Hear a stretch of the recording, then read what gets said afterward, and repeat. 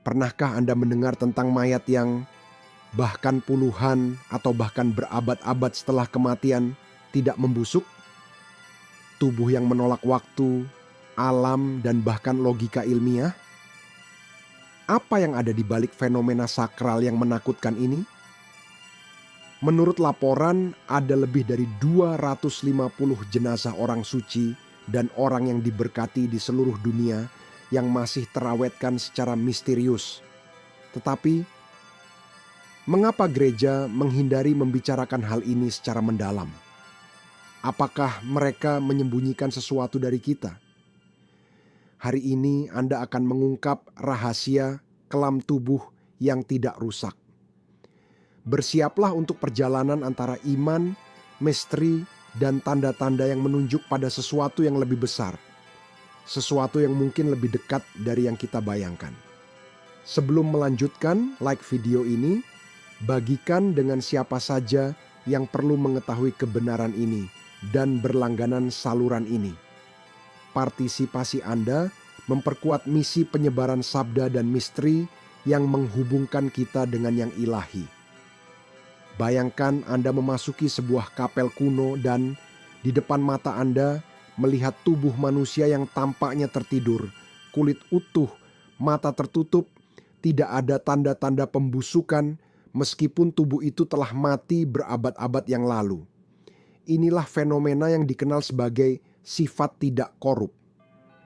Dalam tradisi Katolik, tubuh yang tidak rusak adalah tubuh yang tanpa menggunakan pembalsaman atau pengawetan buatan, tetap terpelihara setelah kematian sebagai tanda kesucian siapapun yang menghuninya. Gereja memandang fenomena ini sebagai kemungkinan refleksi rahmat ilahi, semacam meterai rohani pada seseorang yang telah menjalani kehidupan yang sangat murni dan berdedikasi. Tetapi disinilah misteri sesungguhnya dimulai. Meskipun pembusukan tubuh merupakan hukum alam yang tak terelakkan, dalam kasus ini hal itu tidak terjadi sebagaimana mestinya. Pada banyak di antaranya, tubuhnya tetap fleksibel, dengan kulit lembut dan tidak berbau busuk. Hal ini tidak hanya menentang ekspektasi medis, tetapi juga menimbulkan pertanyaan spiritual yang mendalam. Apakah Tuhan menggunakan tubuh-tubuh ini sebagai saksi bisu menuju surga? Dan jika iya, mengapa hanya sebagian? Dan apa yang dikatakan hal ini kepada kita tentang takdir abadi jiwa? Gereja Katolik yang secara historis berhati-hati tidak pernah secara resmi menyatakan bahwa sifat tidak rusak merupakan suatu mukjizat. Sebaliknya, ia memperlakukan kasus-kasus ini sebagai tanda-tanda luar biasa yang mungkin menyertai kesucian seseorang, tetapi dengan sendirinya bukan bukti kanonisasi. Dalam praktiknya, ketika suatu badan ditemukan tidak rusak, gereja melakukan serangkaian penyelidikan. Para ahli memeriksa lingkungan tempat jenazah disimpan, keberadaan bahan kimia, kondisi tanah, dan bahkan sejarah pembalsaman, semuanya untuk memastikan tidak ada campur tangan manusia yang disamarkan sebagai mukjizat. Namun, ada beberapa kasus yang tidak ditemukan penjelasan ilmiah yang memuaskan. Pada saat-saat seperti inilah keraguan berubah menjadi penghormatan atau pertanyaan. Beberapa teolog percaya bahwa keabadian mungkin merupakan cerminan dari janji Alkitab, bahwa pada akhir zaman tubuh-tubuh akan dibangkitkan dalam kemuliaan. 1 Korintus 15, 42-44. Yang lain melihatnya sebagai panggilan untuk pertobatan, pengingat bahwa kekudusan itu nyata dan meninggalkan bekas yang terlihat. Namun, apakah semua kasus tersebut benar? Salah satu kasus yang paling terkenal dan paling mencolok secara visual adalah kasus Santa Bernadette Soubirous, gadis petani Prancis yang sederhana yang mendapat penglihatan tentang perawan Maria di Lourdes. Ketika makamnya dibuka, 30 tahun setelah kematiannya, apa yang ditemukan para dokter dan rohaniwan membuat semua orang terdiam. Tubuhnya masih utuh seolah-olah dia baru meninggal sehari sebelumnya. Kulitnya, matanya, bibirnya, semuanya terpelihara dan tidak berbau. Tidak ada tanda-tanda pembalsaman. Kasus lain yang mengesankan adalah kasus Santo Yohanes Maria Vianney, santo pelindung para pendeta. Jasadnya yang dipajang di Ars, Prancis, tetap tampak terawat, termasuk jantungnya yang telah dikeluarkan dan juga tetap utuh hingga hari ini. Ribuan peziarah pergi ke sana setiap tahun untuk merenungkan tanda kesucian yang terlihat ini. Dan kita tidak boleh melupakan Santa Katarina dari Bologna, yang tubuhnya yang tidak rusak tetap dalam posisi duduk selama lebih dari 500 tahun. Diawetkan sepenuhnya di sebuah kapel kecil di Italia. Hal yang paling mengesankan, dia dimakamkan langsung di tanah, tanpa peti mati. Sekarang bayangkan, tanpa konservasi modern, tanpa makam yang memiliki pengatur suhu, tanpa proses kimia. Bagaimana tubuh-tubuh ini mampu bertahan terhadap aksi waktu, mikroorganisme, dan pembusukan alami? Bahkan tubuh yang sekilas tampak rusak, jika diperiksa akan terungkap detail aneh, seperti organ dalam yang terawetkan, atau kulit yang tidak menunjukkan tanda-tanda pembusukan, bahkan setelah berabad-abad. Tetapi inilah bagian yang paling menarik. Tubuh-tubuh ini diawetkan bukan oleh teknik manusia, tetapi oleh apa yang banyak orang percaya sebagai campur tangan langsung Tuhan. Mereka menjadi saksi fisik atas janji kehidupan kekal, kebangkitan, dan kuasa kekudusan. Akan tetapi, tidak semua kasus diterima oleh gereja dan tidak semuanya bertahan terhadap analisis ilmiah. Beberapa badan yang tidak korup akhirnya terungkap sebagai penipuan dan yang lainnya meskipun mereka nyata dibungkam oleh otoritas agama. Mengapa beberapa kasus ini dirayakan sementara yang lainnya disembunyikan? Di antara semua kasus tubuh yang tidak rusak dalam sejarah gereja, kasus Santa Bernadette Soubirous tidak diragukan lagi adalah yang paling mengesankan dan paling terdokumentasi dengan baik. Lahir pada tahun 1844 di Lourdes, Prancis, Bernadette adalah seorang gadis petani muda yang menjadi terkenal di seluruh dunia setelah mengaku telah menyaksikan 18 penampakan perawan Maria di sebuah gua di Massabielle pada tahun 1858. Saat itu banyak yang meragukan kewarasannya. Namun kerendahan hatinya, imannya yang tak tergoyahkan, dan kesaksiannya yang teguh akhirnya meyakinkan tidak saja gereja, tetapi juga orang banyak yang mulai berziarah ke Lourdes yang saat ini menjadi salah satu pusat mukjizat dan penyembuhan terbesar di dunia. Bernadette meninggal pada tahun 1879 pada usia 35 tahun karena tuberkulosis tulang.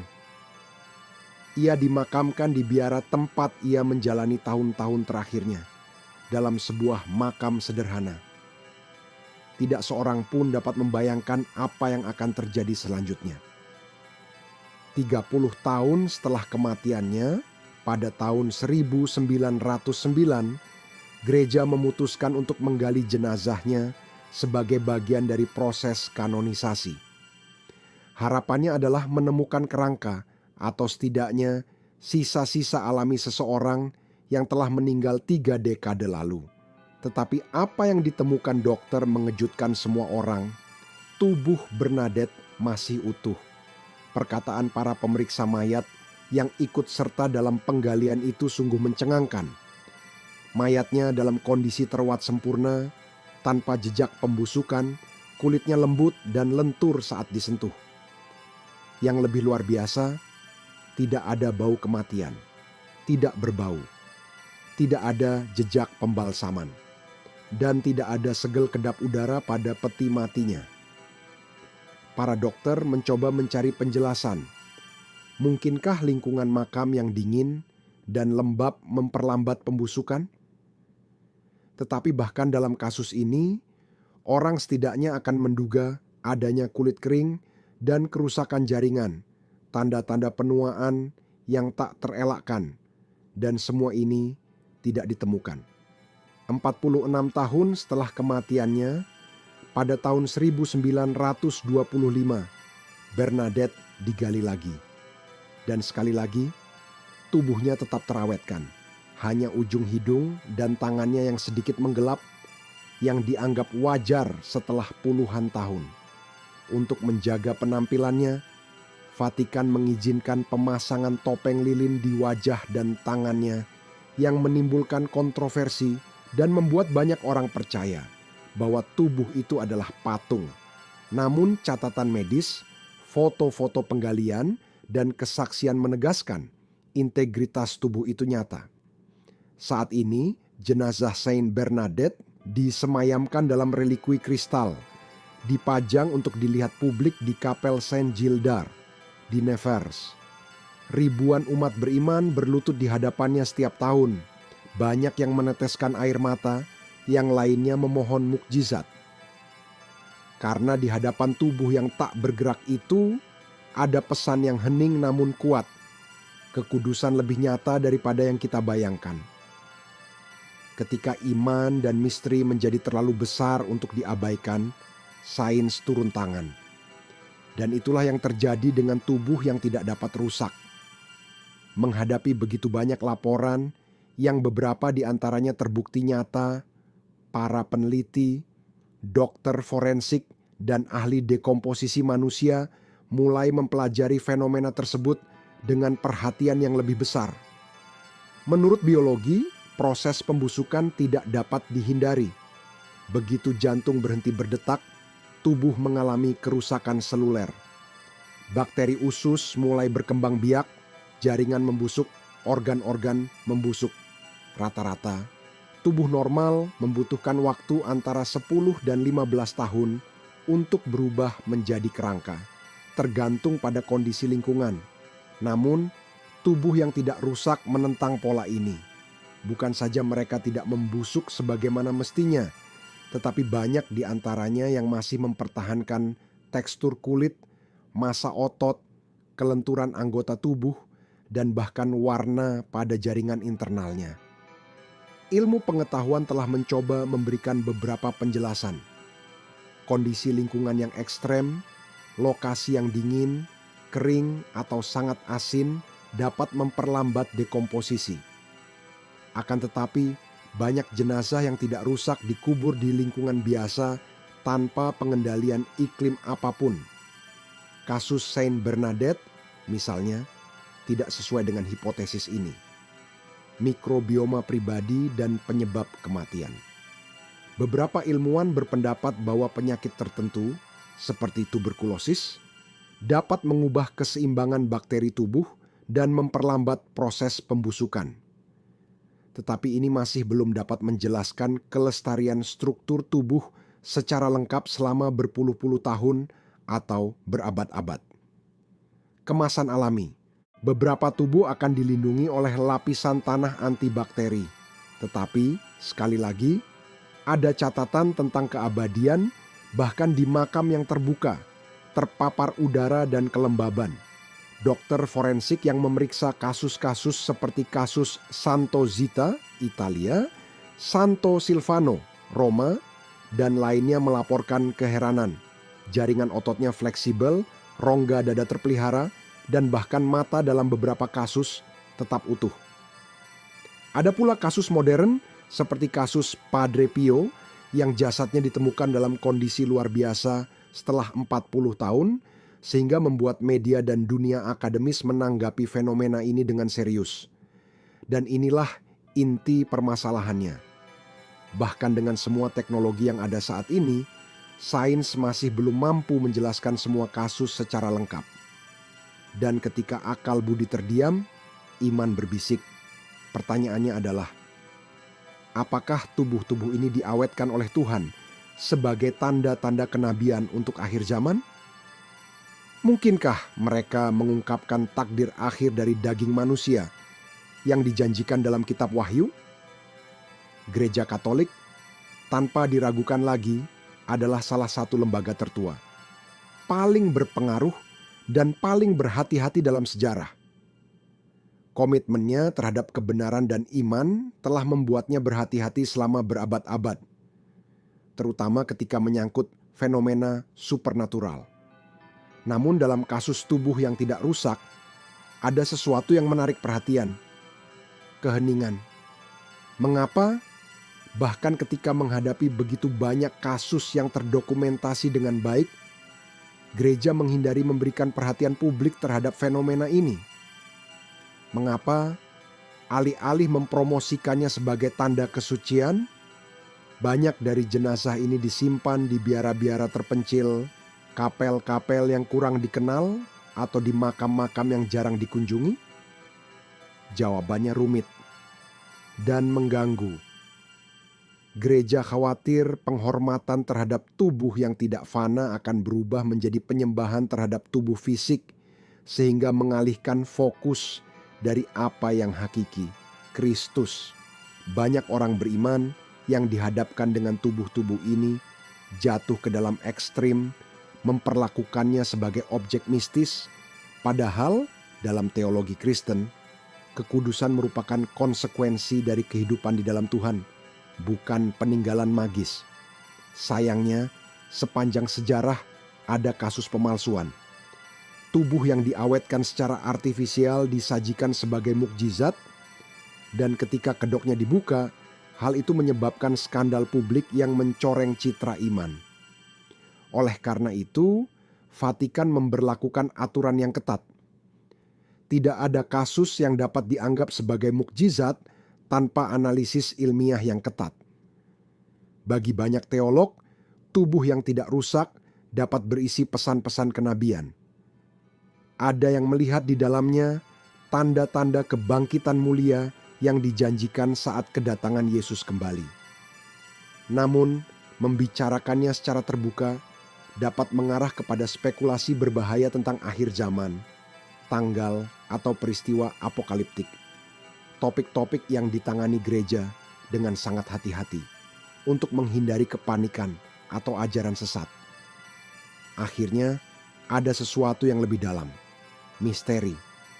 Gereja memahami bahwa tidak semuanya perlu dijelaskan. Dalam banyak kasus, dia merupakan bentuk penghormatan terhadap hal supranatural. Apa yang luput dari logika bisa jadi merupakan tanda bahwa Tuhan sedang bertindak, dan ketika Tuhan bertindak, manusia tetap diam. Namun kesunyian ini tidak menghentikan ribuan orang beriman, dokter, ulama, dan peziarah untuk mencari kebenaran ini sendiri. Dan disinilah kontroversi terbesar muncul.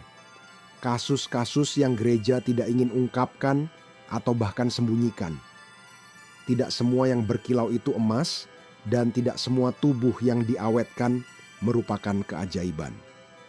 Ketika berbicara tentang tubuh yang tidak rusak, perlu dipisahkan antara tanda-tanda yang sebenarnya dengan tanda-tanda palsu yang dibuat oleh tangan manusia. Dan sayangnya, ada kasus-kasus yang telah mengguncang keyakinan banyak orang yang beriman dan menimbulkan keraguan serius terhadap keaslian beberapa fenomena. Salah satu contoh yang paling simbolis adalah tentang seorang yang dianggap sebagai orang suci Italia yang jasadnya setelah dipamerkan selama puluhan tahun sebagai orang yang tidak rusak menjadi sasaran pemeriksaan modern yang mengungkapkan ia telah dibalsem. Teknik yang digunakan, meskipun masih dasar, telah mengawetkan jaringan dan memberikan kesan palsu seperti sebuah keajaiban. Kasus lain melibatkan sebuah paroki kecil di Eropa Timur yang mengklaim memiliki jenazah seorang martir dari abad-abad awal kekristenan. Jasadnya yang ditampilkan dalam kubah kaca dan memiliki wajah bak malaikat menarik perhatian banyak orang. Akan tetapi, saat para arkeolog dan ilmuwan forensik memperoleh akses ke relikui tersebut, mereka menemukan bahwa tubuh itu sebenarnya adalah patung lilin dengan sisa-sisa manusia yang dimanipulasi. Pengungkapan ini, meski langka, sangat menghancurkan iman ketika dipertemukan dengan penipuan akan mengalami krisis. Oleh karena itu, gereja menjadi sangat ketat dalam menganalisis kasus-kasus ini. Tidak ada tubuh yang dinyatakan tidak rusak tanpa penyelidikan menyeluruh yang mencakup riwayat medis, iklim, penguburan, dan bahkan tes laboratorium. Namun ada yang lebih meresahkan lagi. Kasus-kasus nyata yang ditutup-tutupi dokumen dan laporan menunjukkan bahwa ada jenazah yang benar-benar diawetkan, tanpa ada tanda-tanda manipulasi yang kasusnya ditutup-tutupi oleh otoritas keagamaan. Mengapa? Alasannya, menurut sebagian ulama, adalah karena takut akan akibat buruk, kesalahpahaman, atau bahwa tanda-tanda ini pada akhirnya malah menimbulkan lebih banyak kebingungan daripada keimanan. Mayat yang membusuk setelah terpapar.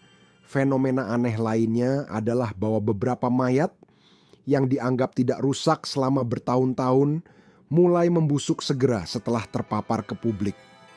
Hal ini membuat sebagian orang bertanya-tanya, apakah ini hukuman Tuhan atas kesombongan manusia? Atau efek sederhana dari perubahan lingkungan? Sebenarnya hal ini hanya menambah misteri. Kontroversi ini membuat kita berpikir, apakah mukjizat keabadian digunakan sebagai tontonan? Atau apakah Tuhan mengizinkan kejatuhan ini justru untuk mengingatkan kita bahwa iman sejati tidak didasarkan pada tanda-tanda yang kelihatan, tetapi pada hal yang tidak kelihatan, yang kekal? Bagaimana jika tubuh yang tidak rusak lebih dari sekadar mukjizat yang terisolasi? Bagaimana jika itu adalah tanda-tanda diam dari sesuatu yang jauh lebih besar, sesuatu yang mendekat? Alkitab penuh dengan bagian yang berbicara tentang hari-hari terakhir, pengangkatan, kebangkitan orang mati, dan transformasi tubuh orang-orang benar. Dalam 1 Korintus 15:52, Paulus menyatakan, segera setelah itu, dalam sekejap mata, pada waktu bunyi sangkakala yang terakhir, orang-orang mati akan dibangkitkan dalam keadaan yang tidak dapat binasa, dan kita semua akan diubah. Sekarang pikirkanlah, bukankah tubuh yang sudah tidak rusak ini merupakan pertanda dari hal ini? Tanda awal dari janji Alkitab? Banyak sarjana eskatologi, studi tentang akhir zaman, percaya bahwa tubuh yang tidak dapat rusak adalah seperti gema nubuatan tentang apa yang akan dilakukan Tuhan terhadap semua orang benar pada kebangkitan akhir. Oleh karena itu, mereka akan menjadi saksi nyata dari realitas masa depan, sebuah pratinjau dari kemuliaan abadi. Menariknya, banyak kasus ketidakkorupan muncul selama periode krisis spiritual besar dalam umat manusia. Peperangan, penganiayaan, ajaran sesat, kemunduran iman. Seolah-olah di saat-saat tergelap, Tuhan mengangkat sebuah tanda diam yang berkata, masih ada kekudusan, masih ada harapan.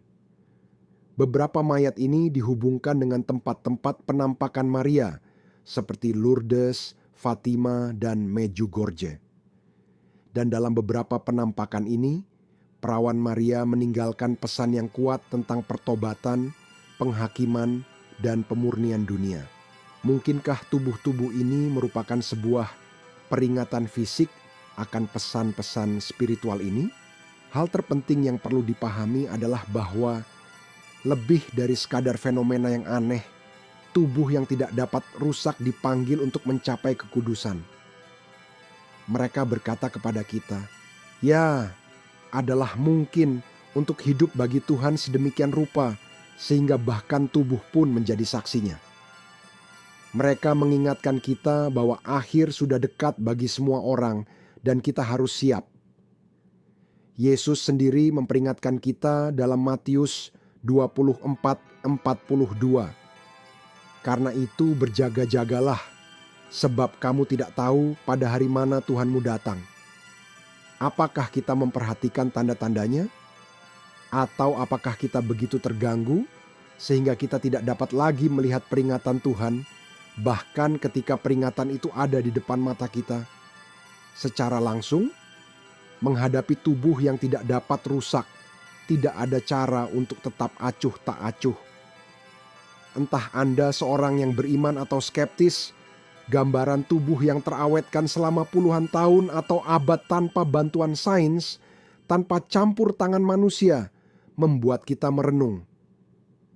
Apa yang sedang Tuhan ungkapkan kepada kita melalui keheningan yang sakral ini? Tubuh-tubuh ini tidak berbicara. Mereka tidak bergerak. Mereka tidak melakukan mukjizat yang kelihatan. Namun kehadirannya menyampaikan pesan. Kekudusan itu nyata. Dan itu meninggalkan bekas. Merek yang menolak waktu, yang menentang daging, yang menunjuk pada keabadian. Dalam dunia modern, tubuh seringkali diremehkan, diseksualisasikan, digunakan dan dibuang. Tetapi tubuh yang tidak dapat rusak mengingatkan kita bahwa tubuh manusia diciptakan oleh Tuhan dan dalam bentuknya yang paling murni dapat menunjukkan tanda-tanda kemuliaan ilahi yang kelihatan. Tubuh orang-orang kudus menjadi seperti kemah pertemuan, tempat tinggal hadirat Allah yang abadi. Ketidakrusakan merupakan tanda bahwa kematian tidak menghancurkan segalanya. Sebaliknya, itu mungkin hanya awal dari terungkapnya apa yang telah dipupuk jiwa sepanjang hidup. Pada beberapa orang, pembusukan memberi jalan bagi pelestarian sebagai refleksi luar dari kemurnian batin. Kehidupan setiap orang yang tubuhnya diawetkan ditandai oleh sesuatu yang sama, penyerahan diri yang radikal kepada Tuhan. Orang-orang yang hidup untuk melayani, untuk menyembuhkan, untuk mengasihi orang miskin, untuk menjadi perantara. Dalam dunia yang mengagungkan ego, tubuh-tubuh ini menjadi pengingat senyap bahwa kemuliaan sejati datang dari kerendahan hati dan pelepasan keduniawian. Jika Tuhan memperbolehkan beberapa tubuh tetap utuh, itu untuk membangunkan kita. Bukan sebagai pertunjukan iman, tetapi sebagai seruan yang mendesak, bertobatlah. Kekudusan itu mungkin, tetapi kita harus mencarinya sekarang. Di saat terjadi kemerosotan moral dan pendinginan spiritual, tanda-tanda ini merupakan panggilan untuk bangun bagi dunia yang sedang tertidur. Pada akhirnya, tubuh-tubuh ini adalah pengingat bahwa masing-masing dari kita juga akan memiliki tubuh kekal untuk kemuliaan atau kutukan. Dan keputusan dibuat di sini, hari ini, sekarang. Kekudusan bukanlah anugerah yang diperuntukkan bagi beberapa orang, melainkan undangan ilahi bagi semua orang. Mungkin mukjizat terbesar dari tubuh-tubuh ini bukanlah kulit yang terawetkan atau darah yang menggumpal yang tidak membusuk. Keajaiban yang sesungguhnya adalah kehidupan yang mereka jalani sebelum kematian. Melayani, mengasihi, dan berkorban adalah pilihan sehari-hari, meski tak seorang pun melihat. Dan itu membawa kita pada pertanyaan yang lebih dalam. Bagaimana jika itu Anda, tubuhmu, kehidupanmu, keabadianmu, apa yang tersisa darimu setelah kematian? Perjalanan yang telah kami tempuh sejauh ini telah membawa kami melalui kisah-kisah yang menghantui, fakta-fakta yang tidak dapat dijelaskan, misteri iman dan keheningan gereja. Namun kini, di inti perjalanan ini, inilah saatnya untuk menyelami makna sebenarnya dari semuanya. Apa yang diungkapkan tubuh yang tidak dapat rusak kepada kita tentang keabadian tubuh manusia dan janji ilahi yang terbentang di depan. Sejak kejadian, tubuh manusia telah diperlakukan sebagai mahakarya Tuhan.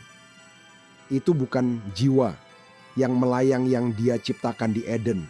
Itu adalah tubuh yang dibentuk dari debu tanah, ditiup dengan nafas ilahi. Tubuh ini, meskipun rapuh, diciptakan untuk mencerminkan kemuliaan Tuhan. Namun dosa masuk, dan bersamanya terjadilah kerusakan, kematian, dan pembusukan. Dagingnya berubah menjadi debu, dan rohnya diasingkan. Namun janji Bapa selalu jelas, lihatlah, aku menjadikan segala sesuatu baru. Wahyu 20:1-5. Dan itu termasuk tubuh. Alkitab tidak berbicara tentang keabadian yang bersifat rohani, di mana kita melayang seperti roh yang samar-samar. Dia berbicara tentang kebangkitan dari tubuh yang dimuliakan, tentang keabadian, dan tubuh yang tidak dapat rusak yang kita lihat hari ini di tempat-tempat suci dan kapel mungkin merupakan gema dari janji ini, pecahan surga yang telah menembus waktu.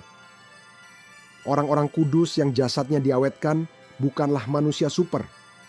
Mereka adalah manusia yang terbuat dari daging dan darah seperti Anda dan saya.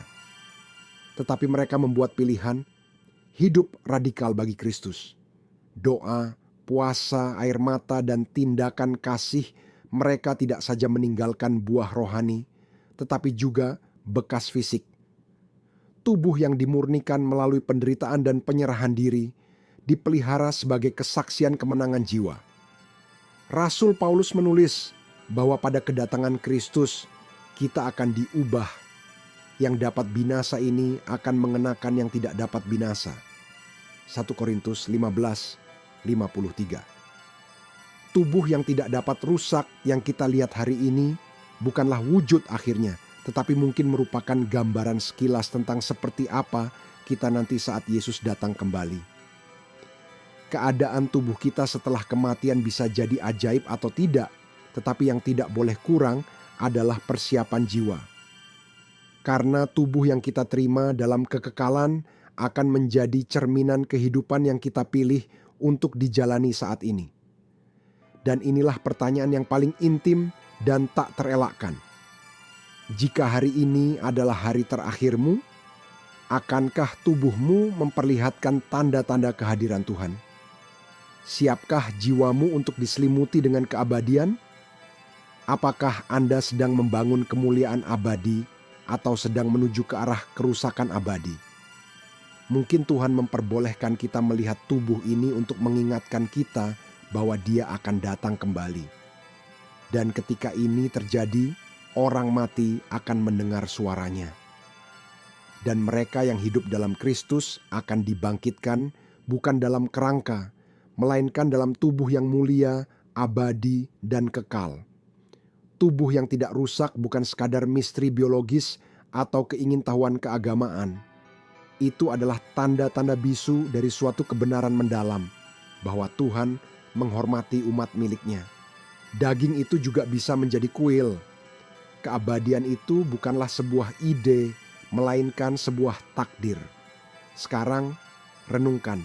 Bagaimana Anda menjalani hidup Anda hari ini? Jangan abaikan tanda-tandanya. Carilah kekudusan selagi masih ada waktu. Keabadian dimulai saat ini. Sukai, bagikan video ini dengan seseorang yang perlu mendengar pesan ini dan berlangganan saluran ini untuk terus mengungkap misteri Alkitab dan tanda-tanda yang mengarah pada kedatangan Kristus kembali. Dan berikan komentar di sini. Apakah Anda percaya bahwa tubuh yang tidak dapat rusak merupakan mukjizat ilahi, atau adakah hal lain yang belum kita ketahui?